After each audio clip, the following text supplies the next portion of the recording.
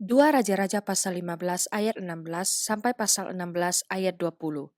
Pada waktu itu dengan mulai dari Tirza, Menahem memusnahkan Tifsa dan semua orang yang ada di dalamnya serta daerahnya, sebab orang tidak membuka pintu kota baginya. Maka dimusnahkannyalah kota itu dan dibelahnya semua perempuannya yang mengandung. Dalam tahun ke-39 zaman Azaria, Raja Yehuda, Menahem bin Gadi menjadi raja atas Israel. Ia memerintah 10 tahun lamanya di Samaria. Ia melakukan apa yang jahat di mata Tuhan. Sepanjang umurnya ia tidak menjauh dari dosa-dosa Yerobeam bin Nebat yang mengakibatkan orang Israel berdosa pula. Pul Raja Asyur datang menyerang negeri itu. Lalu Menahem memberi 1.000 talenta perak kepada Pul, supaya dibantunya dia mengokohkan kerajaan itu di tangannya. Menahem mengeluarkan uang ini atas beban Israel dan atas beban semua orang yang kaya raya untuk diberikan kepada Raja Asyur. 50 shikal perak dari setiap orang. Lalu pulanglah Raja Asyur dan ia tidak tinggal di sana di negeri itu. Selebihnya dari riwayat Menahem dan segala yang dilakukannya, bukankah semuanya itu tertulis dalam kitab sejarah Raja-Raja Israel? Kemudian Menahem mendapat perhentian bersama-sama dengan nenek moyangnya, maka Pekaya anaknya menjadi raja menggantikan dia. Dalam tahun ke-52 zaman Azaria Raja Yehuda, Pekaya anak Menahem menjadi raja atas Israel di Samaria. Ia memerintah 2 tahun lamanya. Ia melakukan apa yang jahat di mata Tuhan. Ia tidak menjauh dari dosa-dosa Yerobeam bin Nebat yang mengakibatkan orang Israel berdosa pula. Lalu perwiranya, yakni Peka bin Remalia, mengadakan persepakatan melawan dia dan membunuh dia di Samaria di puri istana raja. Beserta dia ada Argob dan Arie, serta 50 orang dari Bani Gilead. Dibunuhnyalah Pekaya, kemudian menjadi raja menggantikan dia. Selebihnya dari riwayat Pekaya dan segala yang dilakukannya, sesungguhnya semuanya itu tertulis dalam kitab sejarah Raja-Raja Israel. Dalam tahun ke-52 zaman Azaria Raja Yehuda, Peka bin Remalia menjadi raja atas orang Israel di Samaria. Ia memerintah 20 tahun lamanya. Ia melakukan apa yang jahat di mata Tuhan. Ia tidak menjauh dari dosa-dosa Yerobeam bin Nebat yang mengakibatkan orang Israel berdosa pula. Dalam zaman Peka Raja Israel, datanglah Tiglat-Pileser, Raja Asyur. Direbutnyalah Iyon, Abel Bet Maaka, Yanoa, Kadesh dan Hazor, Gilead dan Galilea, seluruh tanah Naftali, lalu diangkutnyalah penduduknya ke Asyur ke dalam pembuangan. Hosea bin Ela mengadakan persepakatan melawan Peka bin Remalia, dibunuhnyalah dia, kemudian dia menjadi raja menggantikannya dalam tahun ke-20 zaman Yotam bin Uzia. Selebihnya dari riwayat Peka dan segala yang dilakukannya, sesungguhnya semuanya itu tertulis dalam kitab sejarah Raja-Raja Israel. Dalam tahun kedua zaman Peka bin Remalia Raja Israel, Yotam anak Uzia Raja Yehuda menjadi raja. Ia berumur 25 tahun pada waktu ia menjadi raja dan 16 tahun lamanya ia memerintah di Yerusalem. Nama ibunya ialah Yerusa anak Zadok. Ia melakukan apa yang benar di mata Tuhan, tepat seperti yang dilakukan Uzia ayahnya. Namun demikian, bukit-bukit pengorbanan tidaklah dijauhkan. Bangsa itu masih mempersembahkan dan membakar korban di bukit-bukit itu. Ia mendirikan pintu gerbang tinggi di rumah Tuhan. Selebihnya, dari riwayat Yotam, apa yang dilakukannya, bukankah semuanya itu tertulis dalam kitab sejarah Raja-Raja Yehuda? Mulai zaman itu, Tuhan menyuruh Rezin Raja Aram dan Peka bin Remalia menyerang Yehuda. Kemudian Yotam mendapat perhentian bersama-sama dengan nenek moyangnya dan ia dikuburkan di samping nenek moyangnya di kota Daud, bapa leluhurnya. Maka Ahaz anaknya menjadi raja menggantikan dia.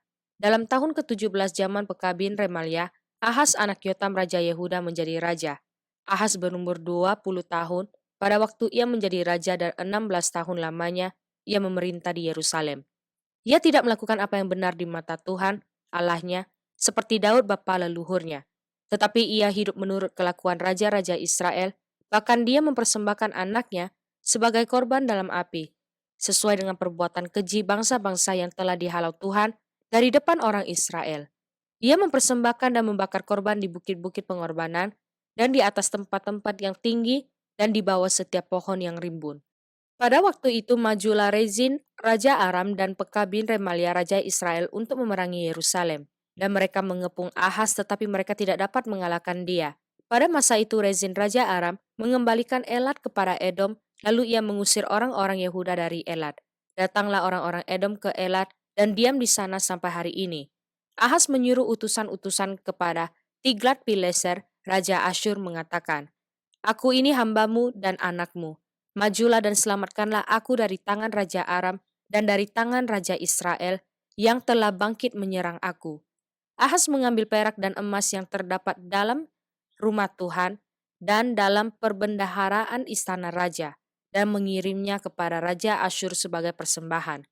Maka Raja Asyur mendengarkan permintaannya dan maju melawan Damsyik, merebutnya dan mengangkut penduduk yang tertawan ke Kir, tetapi Rezin dibunuhnya. Sesudah itu pergilah Raja Ahaz menemui Tiglat-Pileser, Raja Asyur, ke Damsyik.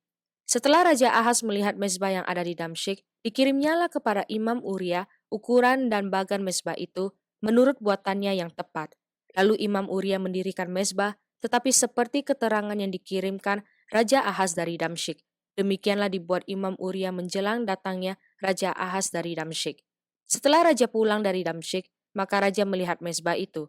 Lalu mendekatlah Raja kepada mezbah itu, naik ke atasnya, membakar korban bakarannya dan korban sajiannya, mencurahkan korban curahannya di atas mezbah itu, dan menyiramkan darah korban keselamatannya kepadanya.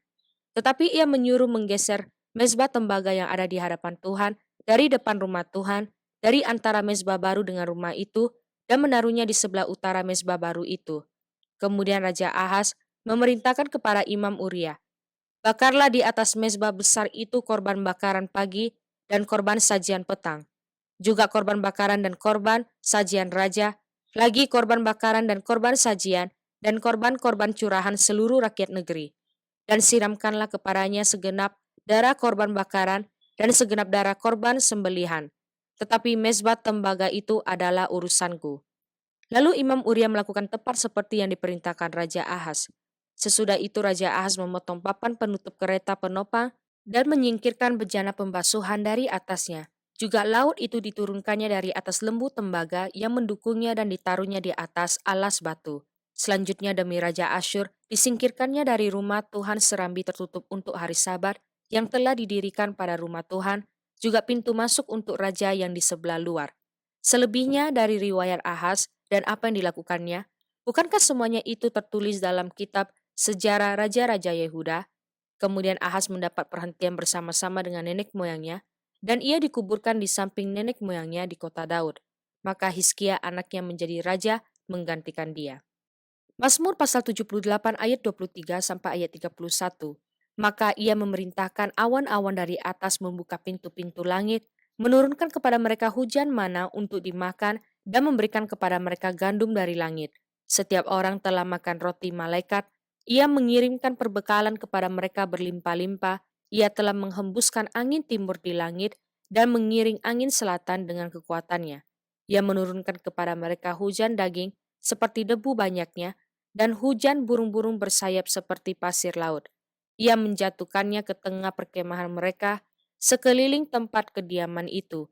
Mereka makan dan menjadi sangat kenyang, ia memberikan kepada mereka apa yang mereka inginkan, mereka belum merasa puas, sedang makanan masih ada di mulut mereka. Maka bangkitlah murka Allah terhadap mereka, ia membunuh gembong-gembong mereka dan menewaskan teruna-teruna Israel. Amsal pasal 17 ayat 1 sampai ayat 2. Lebih baik sekerat roti yang kering disertai dengan ketentraman daripada makanan daging serumah disertai dengan perbantahan. Budak yang berakal budi akan berkuasa atas anak yang membuat malu dan akan mendapat bagian warisan bersama-sama dengan saudara-saudara anak itu. Kisah para Rasul pasal 7 ayat 44 sampai pasal 8 ayat 3. Kemah kesaksian ada pada nenek moyang kita di padang gurun, seperti yang diperintahkan Allah kepada Musa untuk membuatnya menurut contoh yang telah dilihatnya. Kemah itu yang diterima nenek moyang kita dan yang dengan pimpinan Yosua dibawa masuk ke tanah ini, yaitu waktu tanah ini direbut dari bangsa-bangsa lain yang dihalau Allah dari depan nenek moyang kita. Demikianlah sampai kepada zaman Daud. Daud telah mendapat kasih karunia di hadapan Allah dan ia memohon supaya ia diperkenankan untuk mendirikan suatu tempat kediaman bagi Allah Yakub. Tetapi Salomolah yang mendirikan sebuah rumah untuk Allah. Tetapi yang Maha Tinggi tidak diam di dalam apa yang dibuat oleh tangan manusia. Seperti yang dikatakan oleh Nabi, "Langit adalah tataku dan bumi adalah tumpuan kakiku. Rumah apakah yang akan kamu dirikan bagiku demikian firman Tuhan, tempat apakah yang akan menjadi perhentianku? Bukankah tanganku sendiri yang membuat semuanya ini? Hai orang-orang keras kepala dan yang tidak bersunat hati dan telinga, kamu selalu menentang Roh Kudus, sama seperti nenek moyangmu, demikian juga kamu. Siapakah dari nabi-nabi yang tidak dianiaya oleh nenek moyangmu? Bahkan mereka membunuh orang-orang yang lebih dahulu memberitakan tentang kedatangan orang benar, yang sekarang telah kamu kiniati dan kamu bunuh.